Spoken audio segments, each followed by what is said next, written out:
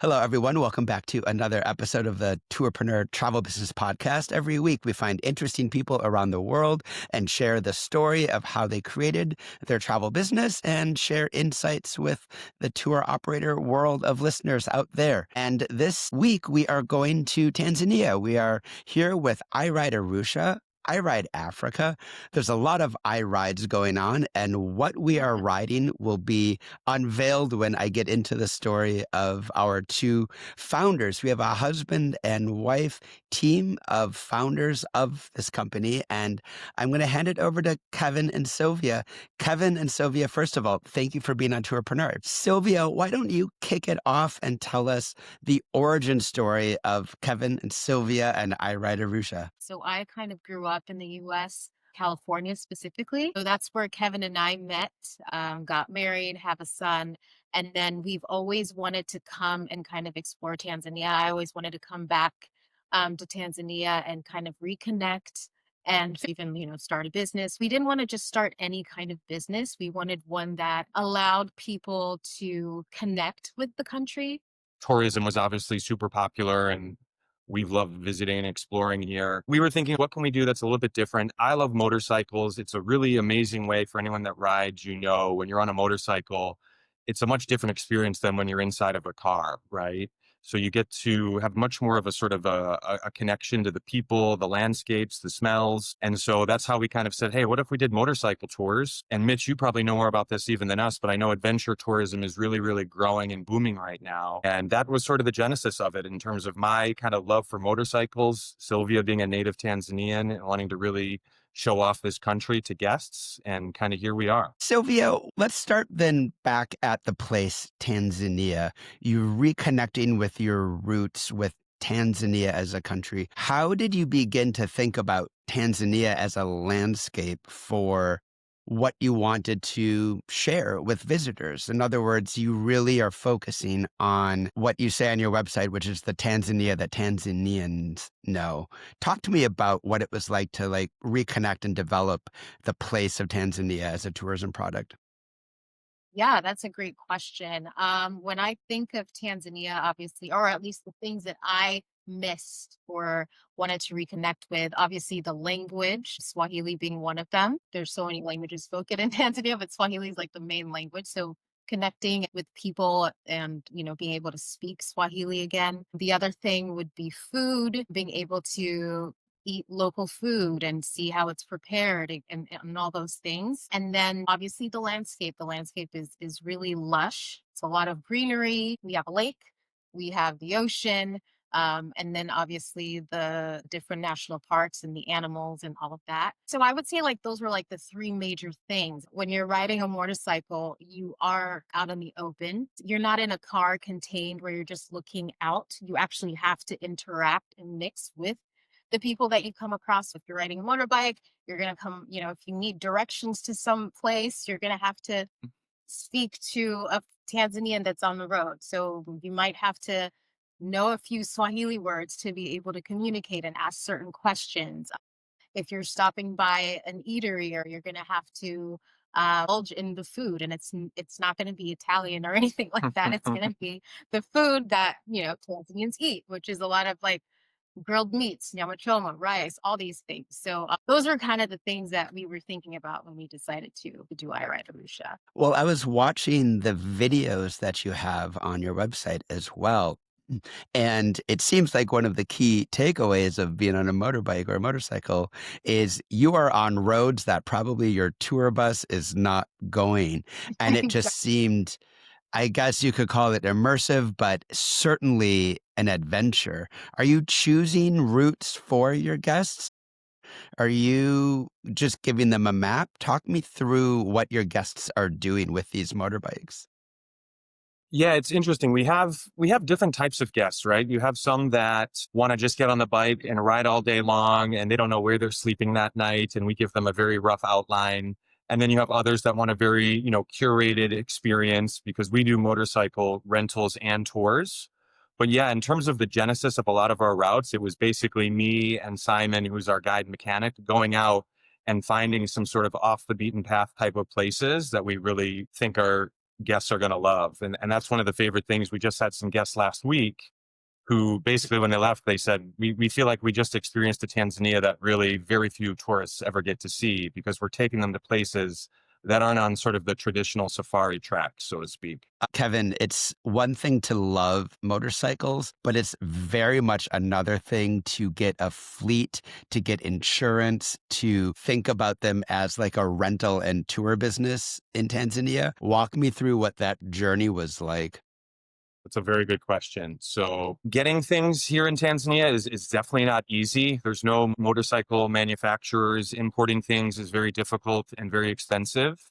We're fortunate in that our main bikes, it's called a Kibo. They're actually assembled in Kenya. It's a Dutch company. So they're really great bikes. They're actually designed for the African terrain, but getting them here, when I first was getting them across the border, they got stopped by Interpol, which is an international crime fighting, organization. And, you have to have those conversations and figure out how to do it. This is where Sylvia, being a native Swahili speaker, is always very helpful and knows how to kind of talk to people in a way that I don't. Tourism here is also very competitive. When we first launched our business, we got a text message from the tourism police in Tanzania that said we had to report because there was some sort of violation.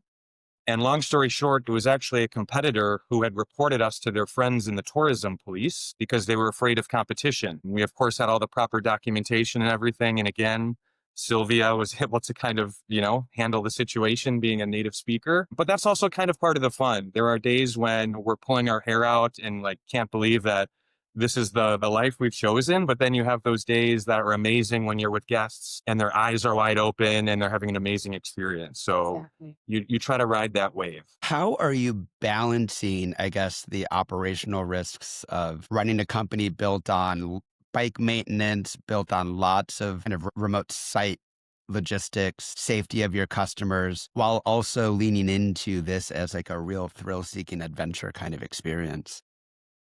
Yeah, I think that's a good question. And I think a lot of it is, educating our clients kind of before they come here, right? In terms of things are going to go wrong on the tour. You're going to get a flat tire. A hotel's not going to have your booking, even though it's all been confirmed. And I feel like the riders that we tend to get, and motorcycle riders especially, are very open and are kind of used to those challenges. I think the other thing that's cool about us, you mentioned iRide Africa, which is sort of our kind of collective organization, is we have operations in Rwanda as well as in Nairobi, Kenya, Mombasa, and here in Dar es Salaam. So just last week, we had one of our riders that started in Arusha, but they were on the Kenyan coast and they ran into some issues with the bike. And we were able to dispatch a mechanic locally from Mombasa to get everything fixed, and then they could keep going on their tour. So having those sort of connections in different cities and countries within East Africa gives us a lot of kind of resources, and I think gives the customer a lot of comfort knowing that even if they get in trouble, they're not totally on their own. So correct me if I'm wrong, you started a year and a half ago and you're already now in multiple East African countries. Yeah. So we've got partners. It's definitely not like all us running the show. We have a partner in Nairobi who's running their day to day, and their iRide Nairobi, and then the same in Kigali, Rwanda, their iRide Kigali. So that's really our vision, is to continue to expand our footprint across the continent, where if you're coming to visit, you don't necessarily need to start and end in one place. You can start in Kigali on your tour and you can end in Dar es Salaam on the coast of the Indian Ocean. So we're really trying to give riders more freedom and flexibility to explore the continent on their own terms. Talk to me about the marketing aspect. How are you finding customers that want to pick up a motorbike in Kigali and drive for hundreds of miles? It seems like a very different customer than your standard luxury safari fare that, like certain destinations all across Africa are typecast as offering. I think one thing that we've started doing recently is reaching out to motorbike operators in Europe or the US that have clients that are on the explorative side of things. Another thing is, Instagram. That's one big other way that we get our clients.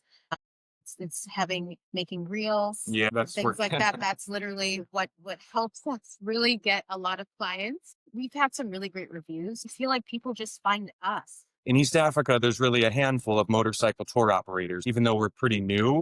When people see us and they find us, we've kind of been able to kind of gain some of that validation within the market pretty quickly. These relationships with your partners across other sort of cities, are these like kind of franchise partners, or how are you structuring that relationship? So it's kind of a franchise model. So we leverage each other's expertise, whether it be with sales. If I have a tour and I need some bikes, I can get some from Kenya across the border or vice versa. Of course, helping with mechanics and things like that. And we're starting to now do some more joint marketing where we can kind of use all of our content and our resources to kind of get out to the wider world as well. I need to pause this for a minute because this is such a complex and quickly scaled operation. What are both of your backgrounds? I was in HR. So I was an HR manager right before I did this. And Kevin was in distribution. Yeah, Yeah. I worked in distribution and logistics for a food manufacturing company. So I manage drivers and trucks, a lot of assets. So used to swinging a hammer when I need to. I can see some resonances there, actually, sort of managing or understanding how to hire and build teams and then run logistics and operations that are always challenging. I can see that fitting. Yeah, and I think the other thing for us that we've sort of learned is like customer service is something that we're super, super passionate about. That sense of urgency. Is when someone emails us or reaches out, we reply immediately. And I think that's so important to build that trust for people, especially if you're coming from Europe or the US or you've never been to Africa. Having that sort of immediate response, answering all the questions, I think that makes a big impact with people as well. Yeah, this is a constant, I guess, tension in tourism, right? Which is understanding and respecting the practices of how a country or a culture operates, but then also serving a customer who has yet to, I guess, understand that culture. And so they're still operating in their dominant American, I want this yesterday mindset. And it's generally a tension. It's generally difficult. It's very difficult. It's something I think the first 6 months of running this business, like we would fight all the time, to be candid, and argue. And why does it work this way? This doesn't make any sense. And so there is sort of that sort of ethos you have to get in. And I think there's, like I said, a lot of customer education that has to go with that, that says, guys, you're not in the Western hemisphere right now. Things here are very, very different, which is amazing and super fun. But you have to sort of turn on to a different frequency to really kind of tap into that and enjoy it. Now, you said you have a real like adventure seeking customer, of course, because this is such a thrilling experience. Also, it strikes me as a non motorbike rider that motorcyclists are like a real community. Like they are tribes of people. They're very connected. And it almost strikes me as like a great market because they sort of travel in packs by design or necessity or whatever it is. And that means in some ways there's an opportunity to connect with these communities rather than have to acquire all of these individual customers over and over again. I think you're hitting on something that was a pretty early realization for us, is thinking about, okay, how do we find customers? We just started this company, what do we do? I started thinking, there's a million motorcycle clubs in the United States. Every big city has, 50 motorcycle clubs. So I started reaching out to these individual clubs saying, hey, I'm an American. My wife is Tanzanian. We've started this company, kind of giving the pitch. And it started to work actually. In February, we have a Chicago BMW riders motorcycle club, 8 people coming out to ride with us here in Tanzania. So that's been a huge lever for us. And as we're thinking about, how big could this business be? How can we grow it? If we can get 10 different motorcycle clubs a year to come here, I mean, that's a really big, healthy business. So that's something, to your point, Mitch, we're definitely trying to target more. Yeah, that's really smart. And this is kind of the general thing with adventure tourism or any other market is you as a single tour operator, and this is something we emphasize a lot with our community, you as a single operator tap out at a certain point of experiences that you can offer to your repeat customers. There's a real opportunity also for you to connect with fellow adventure operators who are in very different markets and let you be a next trip that they book, through a relationship or a partnership with people who just did something quite different, but it's the same spirit of an individual that wants, something fresh and original and different. I like that. We haven't really explored that sort of side of it yet, but I think it makes a lot of sense. Do you all also offer guided group experiences? Yes, we do. The good thing about having a guided experience is if you're not able to connect with the people because you don't speak Swahili or the language, the guide can kind of help with the connection process as well. We have a short 3-night guided tour that maybe somebody went on safari and they just have a few nights to hang out. But then we also have like fuller 10 and 12-night tours for people that are coming here specifically, to ride a motorcycle and have a motorbike safari. So we're still kind of figuring out the product market fit with that. But those have been sort of the two most popular is the 3 nights and the 10-night. Yeah, I think that's really interesting. I don't have any perfect answer for you because it's going to be testing and testing and testing that kind of trip. But I would go on that trip. I would not probably rent it and just drive the open road, mainly because I can barely drive a car. But I am attracted to, in a little bit more of a controlled aspect or atmosphere, this type of really immersive experience. I just would want the safety of knowing there's a guide and a local with me throughout that experience. And so I'm a very different customer than the Chicago BMW Motorcycle Club. When you go on a guided tour, yes, it's a little bit more expensive, but you're going to be with our guide, Simon, who's awesome. And the experience is that much more rich because he can talk to you about, cultural things in Swahili, tell you some of the sayings and language and what does that mean and why does that look that way. So for me, those are always just more fun as a customer myself because you get sort of little nuances of the place and the country that you otherwise just wouldn't have gotten. So you're at this moment where things are buzzing along, it sounds like. What are the struggles that you're having at the moment? Or like, what are the certain things on the top of your I got to figure this out list? For me, it's always sales. Sales solve all your problems, right? And so how do we find more customers? Our Q1 is looking good in terms of tours and rentals, but it's like, okay, next summer we've already got to be thinking about because for us, nobody really comes to East Africa on a whim, right? People are planning this trip, 6 to 12 months in advance. So really, what are some other additional systems we can be setting up for outreach, for marketing to be driving more sales is super important, I think, and top of the list. And the payment, we can accept payments obviously in the US dollars, but it's the transferring process. Sometimes that could take a little longer than we would like. The fees involved in like having international transfers when people are making payments can also be, a little annoying. But so that's one thing that I would say if there's a way that we could figure out to have an easier payment. Yeah, and just connecting all of this because then you have money in these different accounts, and it just becomes that much harder to understand, your profit and loss and where you're at. So that's definitely been a challenge as well. Not an expert in African payments, but I do know there's companies like AirWallets, which is a Tourpreneur partner, which specializes in cross-border digital wallets and payments. What services are working for you in Africa in your situation? Wise has been really, really helpful. We just integrated with WeTravel, and I know they have a payment link that we actually haven't tested yet, but I'm looking forward to that. We've done a little bit of PayPal, but I'm not a huge fan of that necessarily. Bank transfers is one way, but that's also another.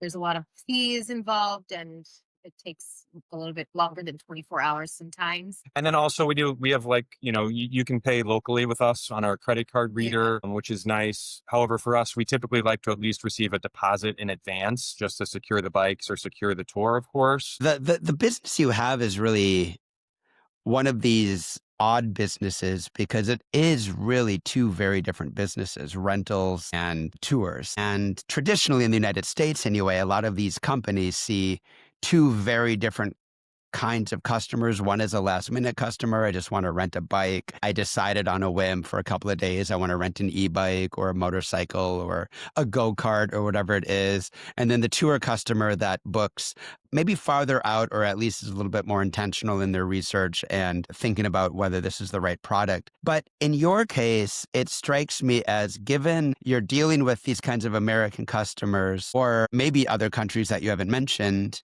they're obviously planning a long time out for this trip.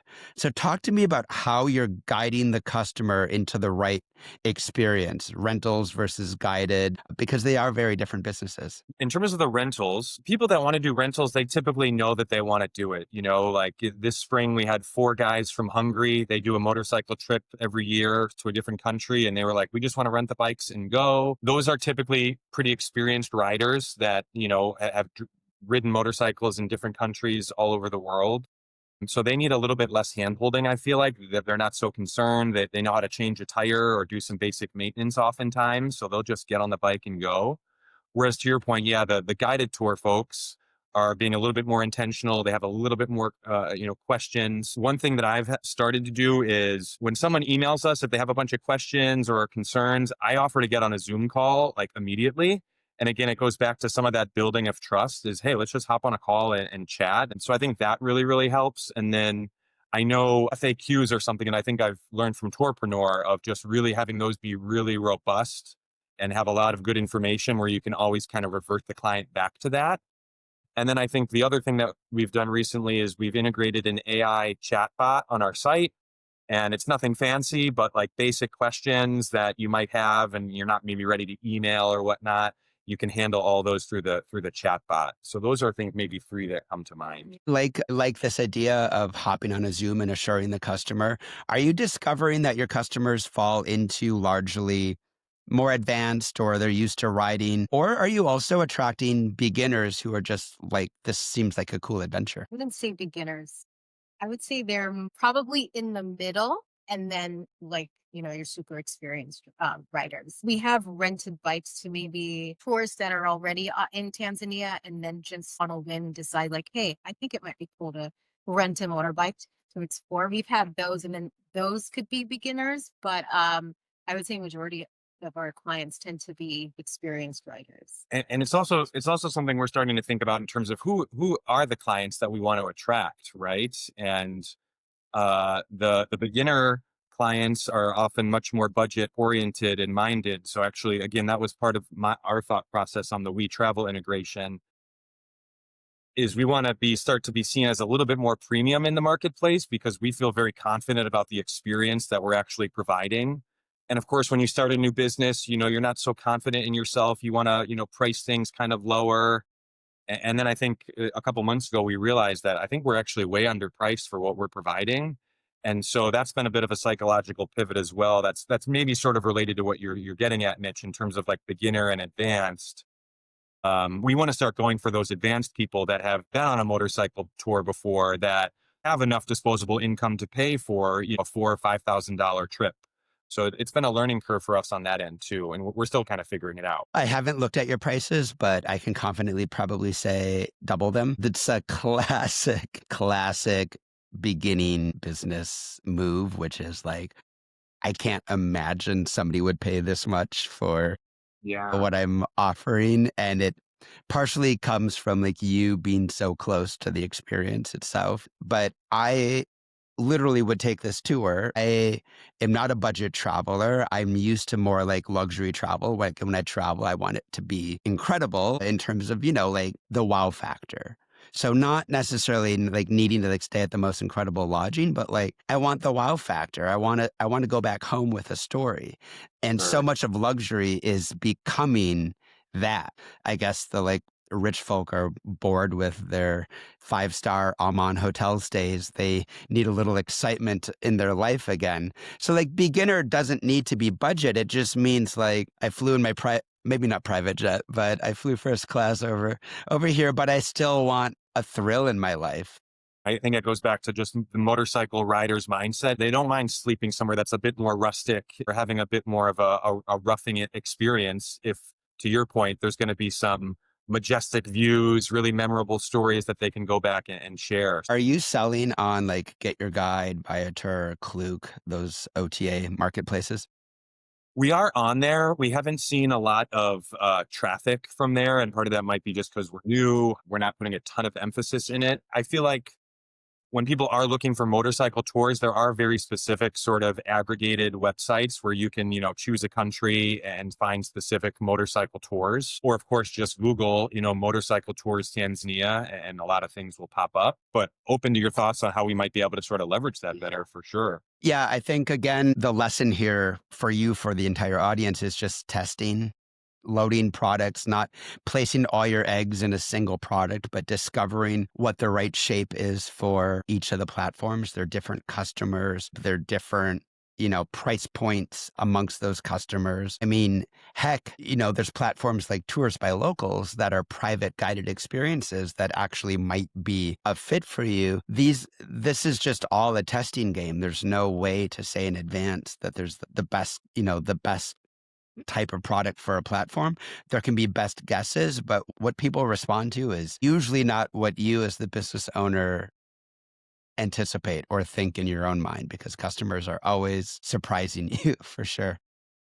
Yeah, it's true. I mean, we actually had somebody that's renting a bike for 2 weeks in December, and they were a Facebook. They came in, they Facebook messaged me or saw some content, and we haven't put much emphasis at all there, but it kind of got me thinking, like, a lot of people that are doing these tours, sometimes they're, 50 plus, 55 plus. And I think a lot of those folks might be more on Facebook than maybe on an Instagram or some of these other kind of social sites. So yeah, I think there's a lot more sort of untapped things that we can test in now. Well, and I just looked on Reddit, and there's a community called Motorcycles Road Trip that has 18,000 members. And that's just one subreddit of people literally just talking about planning their road trips around the world on motorcycles. I love it. This is great. And then kind of um, Sylvia, what has it been like as a hyphenate American Tanzanian coming into Tanzania and creating new partnerships, establishing yourself as a Tanzanian business, and finding those relationships that make your business tick on a local level? obviously there's been some challenges because there are parts of me that feel like I'm not Tanzanian enough, but it's been great to kind of connect and feel more confident about that part of my identity. It's been great to even learn how to have dialogue in Swahili, business related dialogue. I What has that Swahili business conversation strategy been like? What is it like? I don't know what it's like to do business in Tanzania. The major part is just building connections and relationships and being able to explain what our business is and how it sets us apart from other tourist businesses. Being able to kind of establish myself as a Tanzanian again in the country. I think that was like one of my challenges, and having the confidence to be able to communicate our business and kind of explaining what it is, how it could benefit the whole like tourism ecosystem. What is next for you? What's the vision over 2026 as you now have data points and kind of an understanding and a feel for this business? Where do you want to take it? We're in Dar es Salaam right now. So we're opening up operations here. Dar es Salaam is a city on the coast of the Indian Ocean in Tanzania, sort of the business capital, if you will. It's a city of 6 million people approximately. So we want to start standing up operations here with tours and rentals as well. And then, like I said, just kind of continuing to build out our iRide Africa sort of ecosystem. We want to start offering tours that touch all three countries. So you can start in Rwanda, you can go through Uganda to Kenya, and then end in Tanzania. We found that customers, when they come, they love getting their passport stamped at different countries, right? So we want to start offering some of these interconnected tours. And then, of course, continuing to find partners, hopefully in Southern and Western Africa, to keep building out this iRide Africa. I really love that franchise model because it maintains that kind of local ownership and authenticity over the individual local product, but it's building these kind of connective cooperatives that just provide value to each other versus to some, cloud-based platform entity, that everybody needs to serve. I like that circulation. I'm just curious, when your customers are reviewing you or you're talking to them after the trip, what are some of the standout wow moments that people seem to keep returning to when they're telling you what stood out in their minds? I would say just how vast the landscape is. That's one thing that I would say a lot of people tend to like really reiterate. They're just so amazed at how much bigger and more of like that wow factor that they get. Yeah, I mean, Tanzania is as big as France and Germany combined. I think it's almost like 4 times as big as the United Kingdom. So when we're riding through the Great Rift Valley to a place called Lake Natrone, which is an alkaline salt lake, it's known for its flamingos. You're riding past mountains and volcanoes. If it's one of the, if you look on our website, iRideArusha.com, it's sort of the landing page. I think another thing in terms of, some of those local connections we talked about at the start is we take guests to West Kilimanjaro to a village called Sanya Ju, and that's where Sylvia's grandmother lives. So we take her to her house. She's 88. She's 88 years old and still farms and has goats and chickens. So they get to have that. So they have a very local lunch and experience. She lived under German and British rule here. And so she's just got a very cool life story. And it's also actually some really fun riding up there in the foothills of Kilimanjaro. So that's another big one I think people love that they otherwise, again, wouldn't maybe get on a traditional safari experience. Right. I would love nothing more than to motorcycle to an 88-year-old goat farmer's home and then learn their story. That's incredible. We always tell people that the bikes are really a tool to the wider experience. Like, yes, we're going to have fun riding and that's great, but it's really the stuff we do off the bike that is going to be what's most memorable. My final question, what do you wish, and this, I want both of you to answer this, what do you wish you knew at the beginning of your new business adventure that you now understand? Gross income and net income are very different things, right? You get that money coming in and you're all excited, and then all of a sudden, wait a minute, I've got to pay for this and that and this unexpected expense, and at the end of the month, it's not as good as you thought, right? So I think just that cash flow management piece, until you ever are really doing it yourself, it's very, very different. So that's been a great learning for me. Obviously, you know that vehicles have wear and tear, but like the the number of times you have to buy a part and have it getting across, from Kenya, for example. And that's the one thing that I didn't realize would be like a constant thing. Well, Kevin and Sylvia, you are both doing something that I think is really fascinating. I think it's touching on the future of what the experience economy is doing, which is about thrills and authenticity and things nobody had thought of before. And I really appreciate you sharing a little bit of a piece of Tanzania with our audience today. And thank you for your insights.